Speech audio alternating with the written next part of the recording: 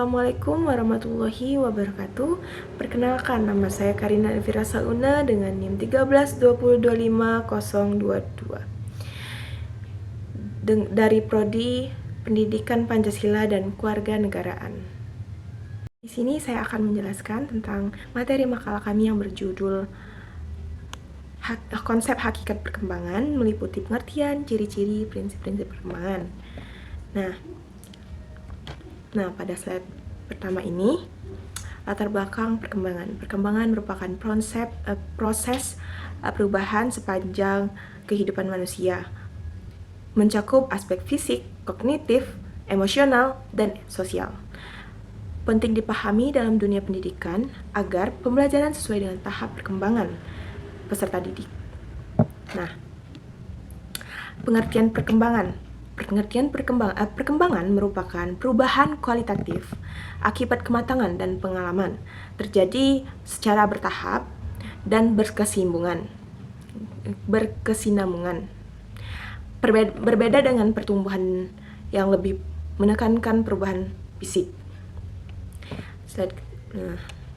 Masuk ke hakikat perkembangan manusia.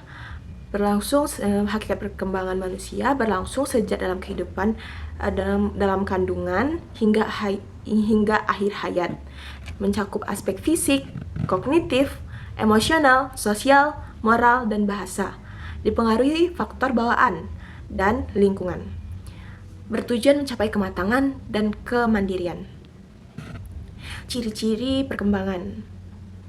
Ciri perkembangan yang pertama yaitu berlangsung terus-menerus, yang kedua bersifat progresif menuju kematangan, yang ketiga mengikuti pola tertentu, yang keempat dipengaruhi kematangan dalam belajar, yang kelima yaitu setiap individu memiliki tempo perkembangan berbeda. Kepribadian peserta didik. Setiap peserta didik memiliki karakteristik yang unik. Kepribadian terbentuk melalui pengalaman hidup, dipengaruhi oleh lingkungan keluarga, sekolah, dan masyarakat. Guru perlu memahami keunikan faktor pembentukan kepribadian, yaitu yang pertama faktor biologis, kondisi fisik dan kesehatan. Yang kedua, faktor sosial. Faktor sosial yaitu dari keluarga, sekolah, dan teman sebaya. Yang ketiga yaitu faktor budaya, dari nilai, norma, dan kebiasaan masyarakat. Penilaian kemampuan dan potensi peserta didik. Tujuan penilaiannya yaitu mengetahui perkembangan anak, mengidentifikasi potensi dan kebutuhan belajar. Yang ketiga, menjadi dasar perencanaan pembelajaran. Yang keempat, mengomunikasikan perkembangan kepada orang tua. Faktor yang mempengaruhi perkembangan, yaitu yang pertama faktor internal dari keturunan dan kondisi biologis. Yang kedua yaitu eksternal, lingkungan keluarga, pendidikan, masyarakat, kondisi ekonomi.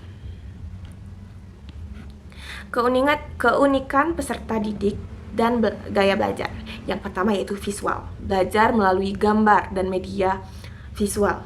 Yang kedua yaitu auditori, belajar melalui pendengaran dan diskusi. Yang ketiga, kinestetik, belajar melalui praktik dan aktivitas langsung. Nah, pada slide 11, fase dan anak berkembang. Yaitu yang pertama fase, dari bayi, kanak-kanak, remaja, sampai dewasa. Yang aspeknya yaitu fisiologis, psikologis, dan psikolog sosial. Prinsip dan hukum perkembangan. Prinsipnya berlangsung sepanjang hayat, saling berkaitan antara aspek, bersifat berkesinambungan. Hukum perkembangan, yang pertama konvergensi, masa peka, tempo perkembangan, irama perkembangan, dan rekapitulasi. Implikasi dalam pendidikan. Guru menyesuaikan pembelajaran dengan tahap perkembangan peserta didik, menghargai perbedaan individu, menerapkan pembelajaran yang inklusif, membantu peserta didik berkembang secara optimal. Nah, jadi kesimpulannya, perkembangan adalah proses perubahan dan berlangsung sepanjang hayat. dipengaruhi faktor eksternal dan internal. Setiap individu memiliki karakteristik dan tempo perkembangan berbeda.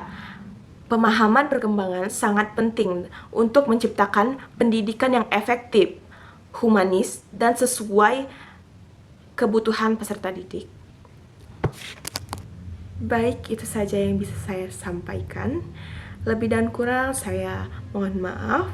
Akhir kata saya ucapkan wassalamualaikum warahmatullahi wabarakatuh.